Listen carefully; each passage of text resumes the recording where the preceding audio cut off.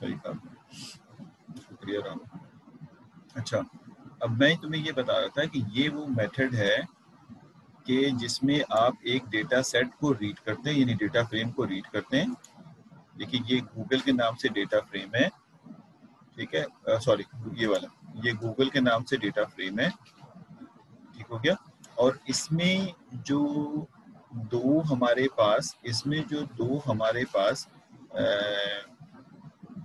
क्या कहते हैं एट्रीब्यूट्स हैं, जिनमें से एक का नाम डेट है और एक का नाम क्लोज है, वो हमने यूज कर लिया। आप आसानी, मैं भी चेक भी कर लेता हूँ, आप आसानी देख सकते हैं कि जब आप इसको रीड करेंगे तो इस डेटा फ्रेम में कितने एट्रीब्यूट्स आ रहे हैं, इस डेटा फ्रेम में कितने एट्रीब्यूट्स आ रहे हैं। तो ये तो आप चेक कर सकते हैं ना। तो आप देखेंगे उसमें एक एट्रीब्यूट डेट का होगा, एक क्लोज का होगा, और इस डेटा फ्रेम को आप यूज कर रहे हैं। तो थोड़ी देर पहले इसका हमने सिंटेक्स देखा था ना कि आप एक प्लॉट कर सकते हैं डेटा फ्रेम और उनके दो एट्रीब्यूट्स लिख दें आप। अब इन्होंने कहा कि इसका लेबल जो है वो गूगल होगा, इसका लेबल गूगल होगा। यही काम आपने दूसरे के लिए किया, यही काम आपने तीसरे के लिए, तो ये एक आपने मल्टीपल काम। अब देखें plt.plot से यहाँ पे प्रिंटिंग नहीं हो जाएगी, विजुलाइज नहीं हो जाएगा, ये प्रिपेयर हो गया। और सारा का सारा फिगर के अंदर, जो फिगर अभी हमने यहाँ डिजाइन किया, इसके अंदर बेसिकली हमें व्यूएबल नहीं होगा, लेकिन वर्चुअली इसके अंदर आ चुका है ये। अब वो कहता है कि हमें इसकी दूसरी चीजें सेटिंग करनी है, जो इसके लेबल्स हैं और दूसरी जो बाकी चीजें हैं। तो इसने कहा देखें यहाँ पर plt.xtick। अब ये तो हमने ग्राफ बनाने की टेक्निक पे यहाँ चले गए और ये सिंपल लाइन डिजाइन करेगा इसके। अब यहाँ पर वो plt.xtick पे गया और इसने कहा np.range xtick, यानी जो x एक्सिस पे टिक लगेंगे वो 0 से लेके 1260 होंगे और 40 के डिफरेंट पे होंगे, ठीक है। यानी x एक्सिस में एक्चुअल में डेट होगा, लेकिन डेट जो है वो 40 के डिफरेंस से होंगे, ठीक है। और इसकी रोटेशन 70 है, रोटेशन 70 में भी शो कर दूंगा क्या मतलब है इसका। फिर वाई टिक जो है वो 0 से लेकर 1450 तक होगा और 100 के डिफरेंस से होंगे। जो भी टिक होगा, जो भी डेटा यहाँ से पिक होगा क्लोज का, उसका डिफरेंस जो है वो 100 का होगा। तो ये बेसिकली टिक आपने मेंटेन कर ली। ये भी जब शो होगा तो मजीद क्लियर हो जाएगा। उसके बाद आपने कहा कि plt.title, इस ग्राफ का टाइटल जो है स्टॉक ट्रेंड है, उसका फॉन्ट 16 आप कर सकते हैं। फिर इसके बाद आपने कहा plt.y लेबल, इसका y लेबल जो है वो closing price in x in dollar, इसका y लेबल जो है वो क्लोजिंग प्राइस के नाम से, उसके फॉन्ट साइज 14 है। देखें x लेबल इसने नहीं इंटर किया यहाँ पे, अगर आप चाहें तो करें, वरना इसने इंटर नहीं किया। हालांकि x लेबल जो वो डेट है, नजर ही आ रही है हमें। उसके बाद कहा plt.grid, हमें ग्रिड भी चाहिए, हमें ग्रिड भी रिक्वायर्ड है, याद है उसने कहा था ग्रिड भी लिखें। उसके बाद जो लेजेंड आपने यहाँ पे लिखे हैं लेबल के नाम से, वो शो नहीं होंगे अगर आप यहाँ पे plt.legend नहीं लिखेंगे तो। समझ आए? ये मेथड बेसिकली इसको प्रिंट कराने के लिए इस्तेमाल होता है। ये सारा काम हो जाए और plt.show करना करें तो ये शो नहीं होगा। तो मल्टीपल ग्राफ को एक ही फिगर में लाने के लिए आपने इस तरह सारा काम किया। अब इसमें से अगर नीचे वाले कोई काम ना करें तो इससे कोई एरर नहीं है, लेकिन वो एरर डेफिनेटली शो नहीं। लेकिन जो इम्पोर्टेंट चीज़ है वो ये वाली चीज़ है, और plt.show, यानी आप ये 5 ग्राफ को यानी प्लॉट करें और plt.show कर दें, तब भी ये ग्राफ शो हो जाएगा, बाकी चीज़ें शो नहीं होंगी जो कि आपने लिखा ही नहीं होगा। तो इस तरह से ये बेसिकली एक ग्राफ जो है यानी विजुअलाइजेशन के लिए आपने डिज़ाइन कर लिया जो हमें अवेलेबल था। तो इससे एक ट्रेंड हमें नज़र आ जाएगा जो यकीनन हमें इनफरादी तौर पर इनकी डेटा सेट से नज़र नहीं आता। अब आप समझ रहे हैं मेरी बात? इंपॉर्टेंस अलग अलग डेटा सेट से देखता तो मुझे समझ ही नहीं आता कि क्या हो रहा है, लेकिन अब ये सबको एक जगह कंबाइन करके विजुलाइज करते, इवन कि आप इसको टेक्स्ट फॉर्मेट में भी कंबाइन करके शो करा देते किसी को, तब भी समझ नहीं आता कि इसमें बात क्या हो रही। तो अब सबसे बेहतर अंदाज यही था कि हम इसको कंबाइन करके एक ही जगह पे विजुलाइज कर दें, द बेस्ट वे। तो जब आप इसको रन करेंगे तो ये बेसिकली इसको रन करने के बाद, कट पेस्ट नहीं है ये, इसके रन करने के बाद का रिजल्ट है। यानी अगर मैं इसको कंट्रोल इंटर करता हूँ, शिफ्ट इंटर करता हूँ, तो देखो ये रन हो रहा है अभी। अब एरर आएगा तो आ जाएगा, ये स्टार का मतलब है रन हो रहा है अभी। तो ये देखिए ये रन हो गया, आपका रिजल्ट आ गया, कोई एरर नहीं आया। तो अब देखिए हमने कहा था कि स्टॉक ट्रेंड इसका टाइटल है, एक्स वाई एक्सेस में ये है, लेजेंड सारे प्रिंट हो गए। देखिए 100 का डिफरेंस लिखा था हमने, 100 के बाद 200, 300, 400 एक्स एक्सेस पे। ये बेसिकली 40-40 के डिफरेंस से होंगे, यानी 8 2 के बाद 9 4 कुछ इस तरह के इसके डिफरेंस होने चाहिए। और इसमें ग्रिड भी नजर आ रहा है, लेजेंड भी नजर आ रहा है, और ये सारे के सारे ग्राफ। हमने कलर नहीं दिया था, हमने कहीं कलर नहीं बताया था। यकीनन 4 ग्राफ जब ये बना रहा होता है तो ये अपनी मर्जी से कलर खुद सेट करता है। आप हर ग्राफ का कलर यहाँ दे सकते हैं। जैसे कलर यहाँ पे मैं इसका इस वाली जगह पे गूगल के लिए मैं दे दूँ कलर, अगर एरर नहीं हो तो कलर इज इक्वल टू, मैं मिसाल के तौर पे ब्लैक कर दूंगा, ब्लैक किसी का नहीं है। अब ये बेसिकली गूगल को अभी इसने ब्लू कलर दिया है। अगर मैंने ये सही लिखा है, कहीं पे कोई एरर नहीं है, तो ये बेसिकली इसको ब्लैक कलर में शो करना चाहिए।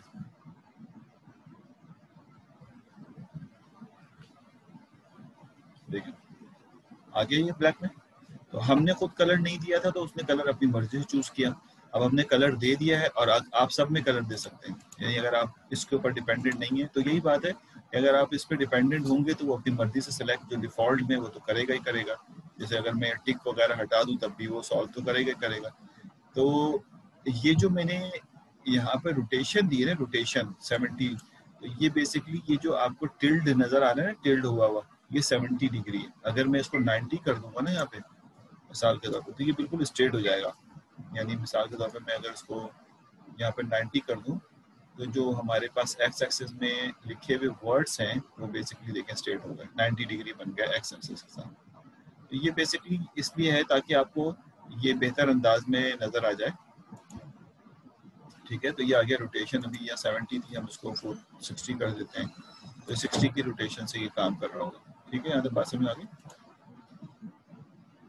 अच्छा जी, ये तो आपको समझ आ गया। मैं कलर हटा देता हूँ क्योंकि ये हमने अपनी मर्जी से लिखा था कलर इक्वल टू ब्लैक, आप जो चाहें दे दें इसमें कलर।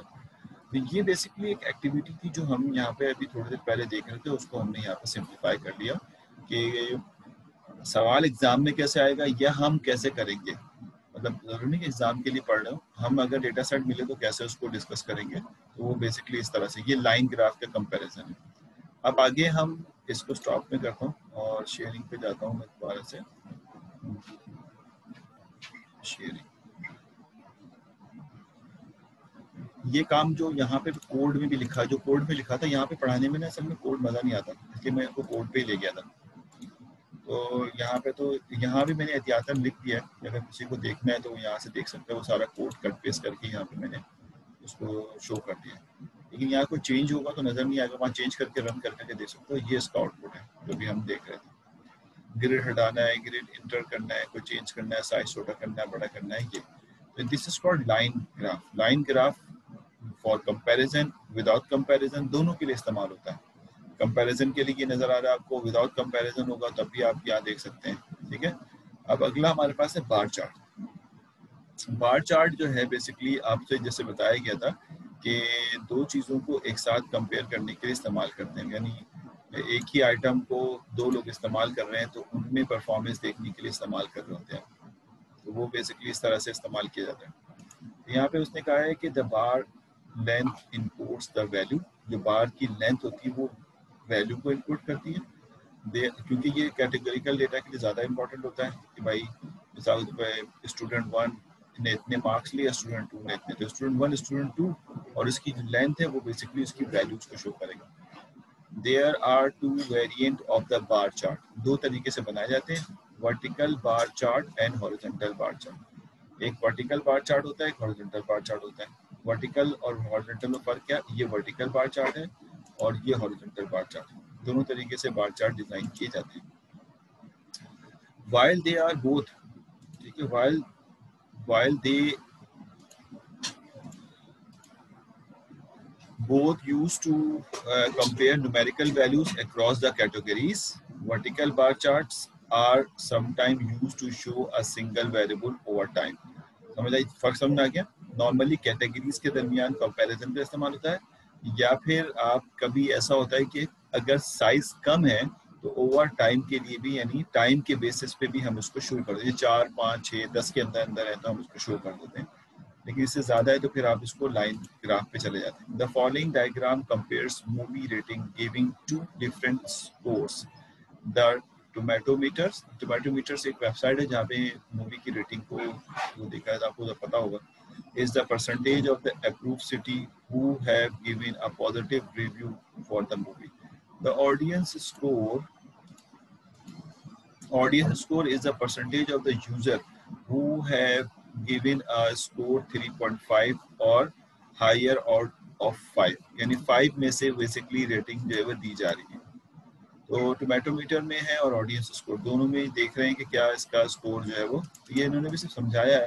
ये देखें, ये बेसिकली हम इन दो, अब एक ही काम को दो लोग कर रहे हैं तो बासानी हम इसको बार चार्ट से कर सकते हैं कंपेयर, ठीक है। हालांकि क्योंकि ये बेसिकली मूवी के नाम के बेसिस पे है कि मिसाल के तौर पे XYZ मूवी है, तो टोमेटोमीटर में बेसिकली इसके क्या स्कोरिंग आ रही है और ऑडियंस क्या कहते हैं, ऑडियंस स्कोर में क्या स्कोर आ रहा है, तो इन्होंने देखिए यहाँ पे बताया ये टोमेटोमीटर और ऑडियंस स्कोर।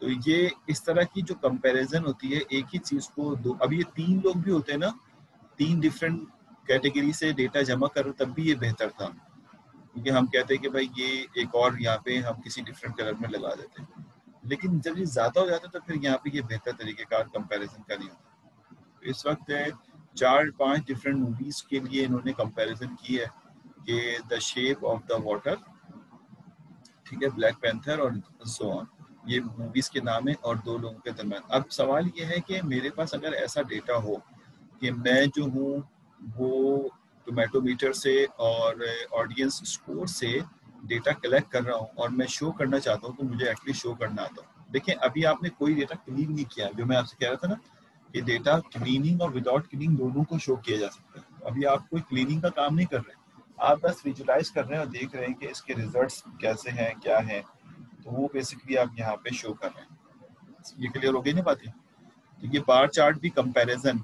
जो शुरू का टाइटल था ना कंपैरिजन, तो कंपैरिजन के लिए ही इस्तेमाल हो रहा है, और single bar chart without comparison भी हम इस्तेमाल कर सकते हैं, ठीक, ओवर टाइम के लिहाज से। अब इसका सेंटेक्स क्या है, PLT डॉट बार एक्स यानी जो कैटेगरीज है, हाइट जो हाइट है, विड्थ यानी कितनी चौड़ाई आपने रखनी है। चौड़ाई से मुराद है कि ये जो इसकी विड्थ है कितनी बड़ी रखनी है। विड्थ का कोई इतना रोल तो नहीं होता, एक्चुअल वैल्यूज तो बेसिकली हाइट, क्योंकि कैटेगरीज के लिए ज़्यादातर इस्तेमाल किया जाता है, तो आप यहाँ पे कैटेगरी लिखते हैं इंस्टेड ऑफ द वैल्यू क्या होगी।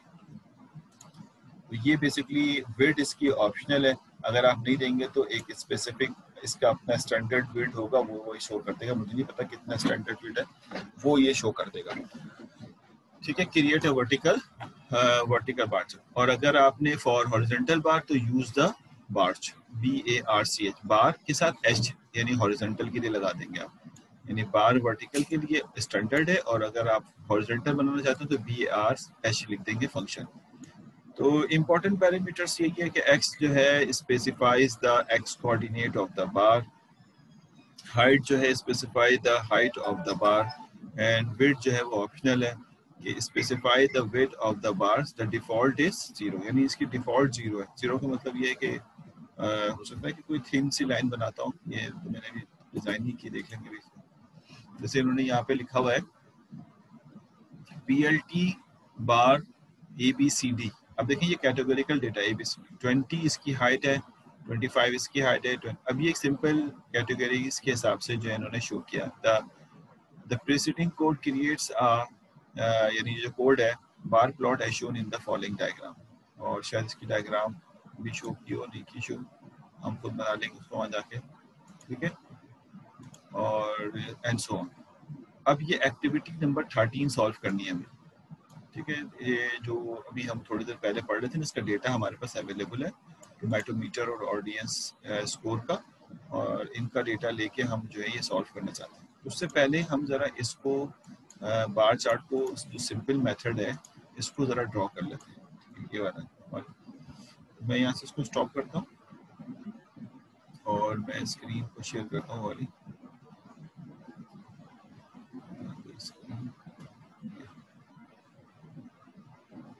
ठीक है, ये आपको स्क्रीन नज़र आ जाएगी। यहाँ पे मैं कर देता हूँ एक, और ये लाइन ड्रॉ कर दी, ये जो हमारे पास लाइन थी plt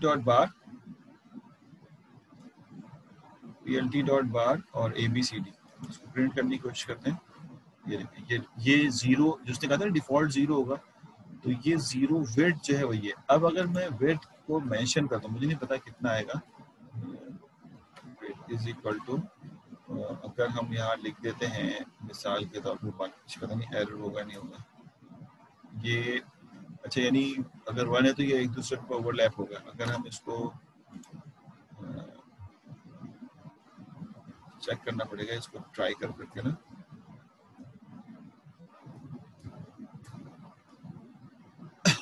ये एरर है, ये एरर इसलिए कि मैंने इसमें डाल दिया, ठीक है। तो इसको आप चेक कर लेंगे ना, तो आपको मैं एक आइडिया दे दिया है कि आप इसको फिर आप जो है वो मर्जी से चेक कर लीजिएगा। विड जीरो को मायने नहीं रखता, अगर मैं दूँ तो इन्होंने कहा कि विड जीरो होगा, तो ये अपनी मर्जी से एनी ऑफ, इसको हम चेक मैं भी करूँगा। अच्छा जी, ये समझ में आ गई बात। तो ये बेसिकली ABCD को इसने मेंशन कर दिया कि ये इसका बार चार्ट है। अगर मैं यहाँ पे बार चार्ट H दे देता हूँ तो क्या होगा, डेफिनेटली ये हॉरिजॉन्टल प्रिंट कर देगा, ये हॉरिजॉन्टल प्रिंट कर दिया, ठीक। तो ये बेसिकली, अच्छा नीचे ही शो हो रहा है, ये बेसिकली अब इसका कलर वगैरह शायद चेंज हो सकता हो, ये आप पैरामीटर्स में जाके देख लीजिएगा। मैं कहूँ कि colour is equal to red, मिसाल है, तो क्या रेड से ही ड्रॉ करेगा, ये देखें हो गया रेड।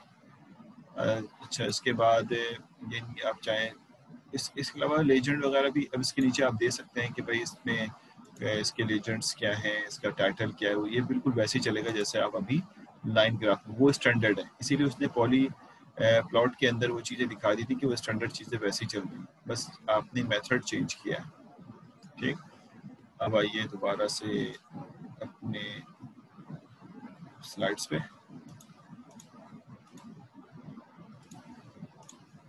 अच्छा, प्रैक्टिस के लिए आपके पास डेटा सेट मौजूद है, दो तीन डेटा सेट मैंने आपको दिया हुआ है, उन्हीं डेटा सेट के ऊपर प्रैक्टिस करेंगे किसका ग्राफ आप बना सकते हैं, कौन सा ग्राफ आप बनाना चाहते हैं, टाइटैनिक का है या फिर जो दूसरा मैंने हाउस प्राइस का दिया था प्रिडिक्शन का, तो उस पर आप ज़रा काम करें ताकि आपको ग्राफ बनाना आए।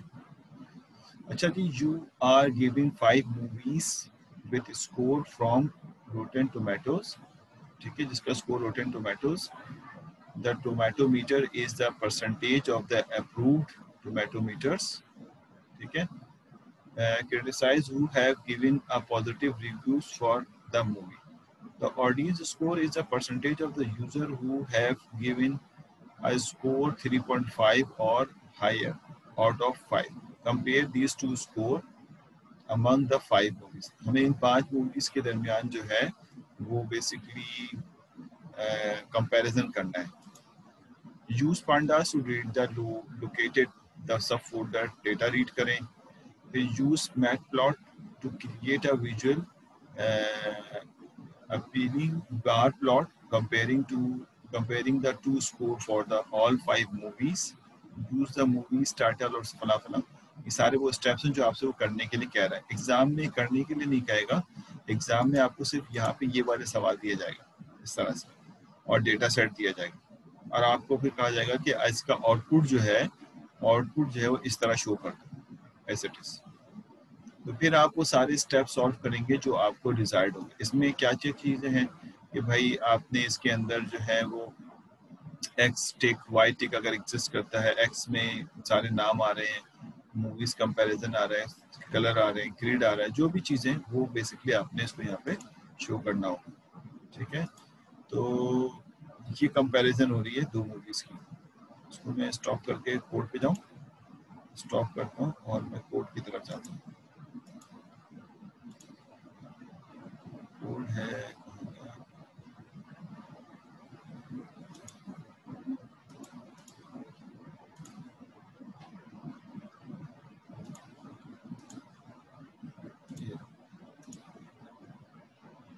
ये कोड है इसका, एक्टिविटी नंबर 13 के नाम से है। ये कहता है कि इसमें कि इंपोर्ट numpy np और वो 3-4 स्टेप, ये मैं अभी ढूंढ, लेकिन जो मैं बोलता हूँ जो कुछ स्टूडेंट, सारे स्टूडेंट तो ज़ाहिर नहीं करते, लेकिन जो बातें हमारे पास से मिस हो जाती है उसको लिख लिया करो, कहीं पे नोट कर लिया करो, और बाद में फिर आप मुझे बताया करो कि सर इसका, जैसे ये मैंने कहा था मैटप्लॉटलिब इनलाइन का मतलब होता है कि आपका जो फिगर है वो जुपिटर के साथ इनलाइन हो जाता है।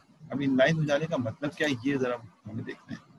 मेरे जहन में था कि शायद इसका साइज बड़ा छोटा हो जाए, लेकिन ऐसा हो नहीं रहा, यानी ये सेलेक्ट ही नहीं हो रहा, ये हो रहा है, हो रहा है, बड़ा हो गया है ना जुपिटर के अंदर ही। तो खैर इनलाइन का मेन मकसद यही होता है कि वो इसके साथ इनलाइन हो गया है, लेकिन क्या फ़ायदे हैं इसके ये नहीं पता।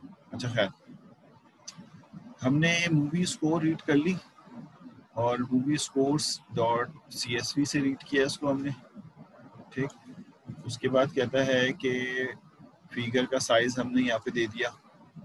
उसके बाद यहाँ पर ये जो हमारे पास मूवी की रेंज है पोस्ट के नाम से, NP dot range length movie score movie title, हमने देख लिया कि मूवी टाइटल के बेसिस पे अब आप यहाँ पे ना इसको जनरेट करके एक एक लाइन रन कर सकते हैं कि इसका मकसद क्या है। यानी अगर आप मैं इसको यहाँ से एक नई लाइन ड्रॉ करता हूँ, पाई चार्ट यहाँ पे एक नया बॉक्स बनाता हूँ इंटरेस्टिंग, और यहाँ पर मैं यहाँ से कट कर देता हूँ, ठीक है। और मैं यहाँ पे पोज को प्रिंट करता हूँ कि पोज में क्या चीज़ रिजल्ट में आया होगा, यानी मूवी की तादाद है या क्या है, कोई एरर नहीं है तो ये बता देगा पोज में क्या आ रहा है। अब आपको नजर आ गया पोज में क्या है।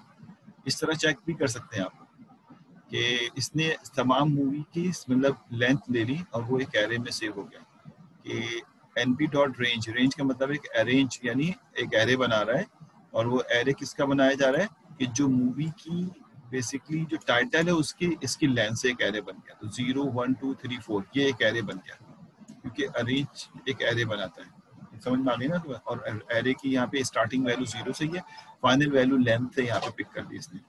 मेरे ख्याल ये बात समझ में आ गई। तो इस तरह से आप भी चेक कर सकते हैं कि इसमें बात क्या हो रही है, और क्योंकि हमने वो हटा दिया है तो यहाँ से फिर हम उसको दोबारा से कट करते हैं और अपने एप्रोप्रिएट जगह पे उसको लगा देते हैं। अब इसने विड्थ 0.3 रखा है, ठीक है, हम चेंज कर सकते हैं। फिर कह रहा है कि बार प्लॉट की जो एक्स वैल्यू है वो इसने यहाँ पे अपनी मर्जी से सेट की है। देखिए एक होता है एक्स वैल्यू और एक होता है इसका हाइट। तो एक्स वैल्यू को सेट करने के लिए इसने बेसिकली क्या किया है कि क्योंकि हमें दोनों को मिला के बनाना था, यानी ये थोड़ा सा ट्रिकी है कि एक यहाँ बने और दूसरा आगे ना जाए बल्कि दूसरा इसके साथ बने। तो इसके लिए इसने ये मेहनत की है, ये मैं आपको बता देता हूँ। ये जो लाइन इसने लिखी है ना, कोस माइनस विड्थ डिवाइड बाई 2, कोस यानी माइनस विड्थ, यानी कोस के अंदर हमारे पास जो नंबर्स थे उनमें से हर एक को माइनस किया है किसके साथ, विड्थ के साथ, विड्थ 0.3 डिवाइड बाई 2 और कोस प्लस विड्थ डिवाइड बाई 2। ये आपको याद होगा कि ये हमने बाउंड्रीज इसकी डिजाइन कर ली है। फिर यहाँ पे वो कहता है कि मूवीज स्कोर टोमेटोमीटर में, उसमें मूवीज स्कोर का जो हमने यहाँ पे ये रीड किया है, इसके अंदर जो टोमेटोमीटर है उसको उठा लिया, विड्थ जो हमने 0.3 दिया था वो ले लिया और लेबल जो है वो टोमेटोमीटर डाल दिया। इसी तरह से बात इसके अंदर हमने दूसरे वाले में पोज प्लस विड्थ, ये फॉर्मूले से मैं ज़रा कैलकुलेट करके आपको बता सकूंगा, यानी अगर आप इसमें कंफ्यूज, ये बेसिकली है इसी मकसद के लिए, पोज माइनस विड्थ, ठीक है, और divide by 2, pose plus width divide by 2, यानी एक्स की जो कैटेगरीज डिसाइड की है वही बेसिकली इसके थ्रू की। और ये दोनों दूसरे वाले में ऑडियंस स्कोर उठा लिया, यानी ऑडियंस स्कोर से वैल्यू उठा ली, विड्थ सेम है और लेबल हमने यहाँ लगा दिया। अब इसने यहाँ पर बाकी चीज़ें अरेंज की, वो एक्सटिक है, ठीक है, एक्सटिक में उसने पोज को लिया और रोटेशन 10 रखा है। पोज का मतलब है 1 2 3 0 1 2 3 4, ठीक है, और ये एक्सटिक है, यानी इस तरह से होगा। और उसके बाद प्लॉट के अंदर क्योंकि लिखा हुआ तो वही आएगा जो यहाँ पर लिखा हुआ है एक्स में, यानी जो बेसिकली मूवी का नाम है वो प्रिंट होके आ जाओगे क्योंकि जिसका ग्राफ बना रहे हैं वो। और दूसरा वाई टिक है, उसकी रेंज 0 से 101 तक और 20 के डिफरेंस से है। कि कितने उसके स्कोर क्या रहा, उसका कितने लोगों ने इसको क्या करा। फिर उसने plt.gca के नाम से जो ग्राफ आपने शुरू में फिगर दिया था उसको ax में कॉपी किया और ax.set y tick label is equal to ये देखना पड़ेगा क्या, ये तो एक दो चीज़ें मिसिंग है हमारे से। ये वाली पार्ट क्या कर रहा है, ये हम अगर हटा के चेक करें, सेट टिक लेबल, टिक का लेबल क्या है, तो बेसिकली इसने परसेंटेज में ये एक लाइन में भी मिस कर रहा हूँ। फिर ax डॉट वाई टिक्स, ठीक है, वाई टिक्स जो है यानी एक्स टिक लेबल वाई टिक्स लेबल, यानी एक्स पे जो चीज़ लिखी जाएगी वो बेसिकली मूवी का नाम होगा और वाई पे जो चीज़ लिखा जाएगा, ठीक है, वो बेसिकली आपके पास परसेंटेज होगा, कितने परसेंट लोगों ने उसको क्या मतलब रेटिंग दी है। फिर उसके बाद X set Y ticks N dot, इसकी रेंज है ये, और उसके बाद ये कहता है, एक मिनट को रन कर लूँ ताकि साथ साथ हमें इसके ना रिजल्ट्स भी सामने हो। मेजर काम तो हमने उसका कर लिया है, लेकिन जो इसकी सेटिंग वाली काम है ना वहाँ पे थोड़ा सा इसके इश्यूज आ रहे हैं। यानी कि मेजर काम इसका क्या है कि आप ये कह रहे हैं कि आपने प्लॉट करना है, ये मेजर काम था इसका, ये तो प्लॉट हो गया, लेकिन जो दूसरी इश्यूज है वो ये रोटेशन भी आपने 10 की बता दी कि देखिए 10 की रोटेशन से लिखा हुआ आ रहा है, ठीक है, लेकिन ये वाई टेक्स में 0 से लेकर 100 तक, लेकिन उसने कहा है कि ये होगा तो, लेकिन ये परसेंटेज में आना चाहिए, और वो परसेंटेज में इन्होंने यहाँ पे इस लाइन पे शो किया। और उसके बाद ग्रिड ऑन कर दिया है, AX के नाम से ग्रिड, PLT को हटा के PLT की वैल्यू GSA की जो फिगर की प्रॉपर्टी वो AX को दे दी और AX के बेसिस पे ये कर दी। अब ये दो तीन चीज़ें हैं कि ग्रिड जो है वो मेजर है और वाई एक्सेस पे ग्रिड जो है वो माइनर है, ये दो तीन चीज़ें आप देख लीजिएगा बस, ठीक है। और टाइटल तो नॉर्मल मूवी है, और लेजेंड आपने ऑन कराना है तो plt.legend। तो एक दो चीज़ें यहाँ पे आपके पास मिसिंग है, वो आप खुद भी इसको हटा के और लगा के देख लीजिएगा क्या बनता है क्या नहीं बनता, और फिर ये सोच लीजिएगा कि भाई plt.gca से AX पे क्यों लिया, हम डायरेक्ट PLT से कर लेते कि यहाँ पे AX डॉट सेट किया तो हमने यहाँ पे PLT डॉट सेट एक्स टिक लेबल कर लेते। ये चीज़ें चेंज करके आप यहाँ पे ज़रूर चेक कीजिएगा कि ये बेसिकली क्या कंपैरिजन कर रहा है, ठीक है।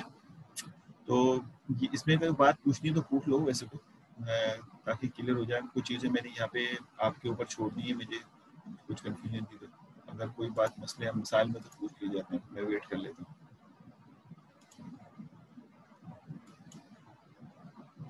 ये अच्छा है कि इसमें सारी चीज़ें आपको बना के दिखा दी हैं यहाँ पे कोड के थ्रू ना। अगर मिसाल के तौर पर मैं यहाँ से ये वाला एक्स टिक को यहाँ से हटा देता हूँ, मिसाल दे रहा हूँ, इसको मैं कंट्रोल X कर लेता हूँ लाइन पे और उसके बाद रन करता हूँ। आप इस तरह रन कर करके देख सकते हैं कि आप देखें ये 0 से लेकर 100 प्रिंट हो रहा है, परसेंटेज प्रिंट नहीं हो रहा, क्योंकि 0 से लेकर 100 यहाँ के बेसिस पे प्रिंट हो रहा है। इसने कहा था होगा ये, लेकिन परसेंटेज वाइज होगा। इसने कहा 0 से लेकर 101 तक और 20 की डिफरेंस है, देख रहे हैं 0 और 20। लेकिन इसने ये करने के बाद कहा कि इसकी जो प्रिंटिंग होगी ना एक्स वाई लेबल की, वो ये होगी, बेसिकली लेबल्स इसके ये होंगे। तो एक्स देखिए, एक होता है टिक और एक होता है वाई टिक लेबल, यानी वाई की जो टिक लगाएंगे उसका लेबल क्या होगा। तो जब आपने नहीं बताया था वाई टिक्स तो वो यही प्रिंट कर दी, लेकिन जब आप बता रहे हैं तो उसका लेबल ये होगा तो वो बाई फोर्स इस पे चेंज हो गया। इसी तरह एक्स टिक क्या होगा 0 1 2 3, लेकिन उसका बाई फोर्स आपने कह दिया कि मूवी का नाम आपने शो कराना। तो ये दोनों बेसिकली उनके लेबल्स टिक के लेबल्स हैं। एक्स एक्सेस पे क्या है वो नहीं है, एक्स के टिक के लेबल्स हैं, ठीक है, बात समझ आ गई।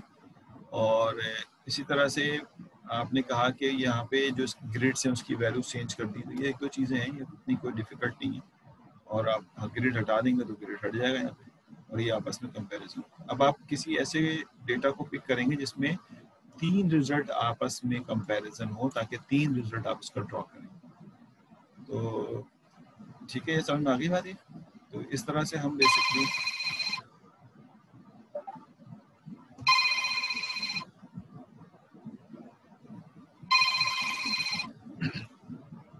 अच्छा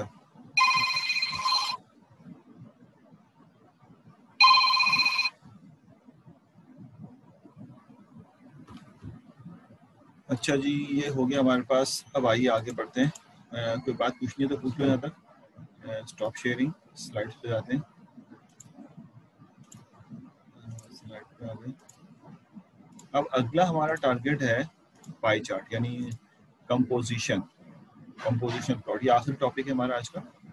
और देखिए हम पता भी नहीं चला 76 स्लाइड्स पे हम गुजर चुके हैं। आप शुरू में सोच रहे होंगे पता नहीं कितनी स्लाइड्स हैं, तो ये गालबन 115 स्लाइड्स हैं। बनाते वक्त तो जैसे कहते हैं ना खून पसीने हमारा लग गया था, लेकिन पढ़ते वक्त कितनी क्विकली आपने 76 स्लाइड्स पे पहुंच गया। तो दो तरह के ग्राफ अभी तक आपने पढ़े और हैं कितने बेशुमार मेथड्स हैं ग्राफ बनाने के।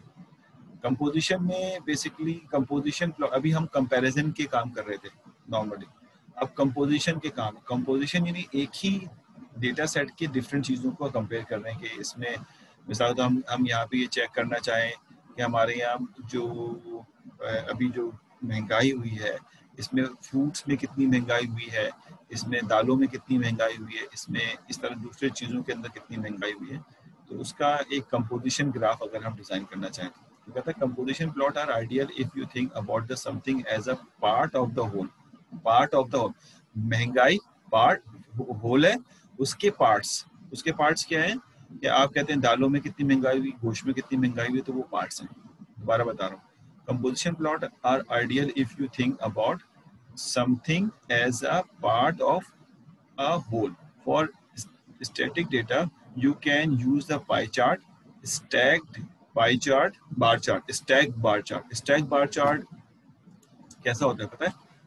कि आपके पास ये ग्राफ है और आप एक बार बनाते हैं यहाँ पे और दूसरा बार इसी के ऊपर बना देते हैं, देखा होगा आपने, तीसरा बार इसी के ऊपर बना देते हैं। This is called basically stacked bar chart. ठीक, तो कंपोजिशन के लिए जो बेहतर तरीका है वो है static data. You can use pie chart, stack bar chart और वेन डायग्राम। वेन डायग्राम यानी जो इस तरह से शो किया जाता है ओवरलैपिंग में। ठीक है, पाई चार्ट और डोनट्स चार्ट भी बनाए जाते हैं। Pie chart some time fair हो जाता है तो हम उसको डोनट्स चार्ट में कन्वर्ट कर देते हैं, तो वो ज़्यादा बेहतर अंदाज में, जब वैल्यूज ज़्यादा हो जाती हैं, यानी अगर 6-7 वैल्यूज हैं तो पाई चार्ट इनफ है, लेकिन अगर इससे ज़्यादा वैल्यूज हो गए तो फिर डोनट चार्ट्स पे चले जाते हैं। हेल्प शो, ठीक है, proportions and percentage for groups. तो ये कितने ग्राफ्स हो गए हमारे पास कंपोजिशन के? एक हो गया पाई चार्ट, एक हो गया स्टैक बार चार्ट और एक हो गया वेन डायग्राम। और पाई चार्ट के भी दो तरह, पाई चार्ट या डोनट चार्ट्स। पाई चार्ट के ही दूसरा किस्म में डोनट्स। तो डोनट चार्ट बनाए या पाई चार्ट बनाए, नॉर्मली हम लोग ज़्यादातर पाई चार्ट यूज़ कर रहे होते हैं। और डोनट चार्ट जब यूज़ करते हैं जब आपके पास पाई चार्ट के अंदर सब कैटेगरीज आते हैं। Pie chart illustrate numerical proposition by dividing a circle into slice. सबको पता है बात। Each arc length, ठीक है, represent a portion of a category. The full circle equal to the 100. यानी 100% में से इसको कितनी परसेंट मिला। Compare item that are part of the whole. और जो आइटम आप इसमें कंपेयर करते हैं वो होल का पार्ट होता है, यानी होल 100% है, इसमें से इसको इस वाले आइटम को कितना पार्ट मिल रहा है वो बेसिकली आप कहते हैं पार्शियल। इसकी डायग्राम कुछ इस तरह शो होती है कि द फॉलोइंग डायग्राम, जैसे अभी मैं शो कर सकता हूँ कि हमारी एक क्लास है, इसमें लोग कितने लोग लॉग ऑफ लॉग ऑन इस तरह से कह रहे हैं ना, ये तो खैर उन्होंने इसके नाम दिए हैं जो क्रिकेट ग्राउंड के तहत कि ये लॉग ऑफ है, ये लॉग ऑन है, ये फाइन लेग है और ये थर्ड मैन है। इस तरह से हम क्रिकेट मैच के ये एरियाज हैं इसके। ड्रॉ किस तरह करते हैं इसको, ये ड्रॉ करने के तरीके। The following diagram show water usage around the world, water usage around the world. तो ये बेसिकली बता रहा है, अब किसी को प्रॉम्प्ट करना हो ना तो उसको ऊपर करके बाहर निकाल देते हैं। तो ये बेसिकली आप कर सकते हैं बआसानी। तो ये 2 को निकालना, 2 को निकाल दे, 3 को निकालना, 3 को निकाल दे।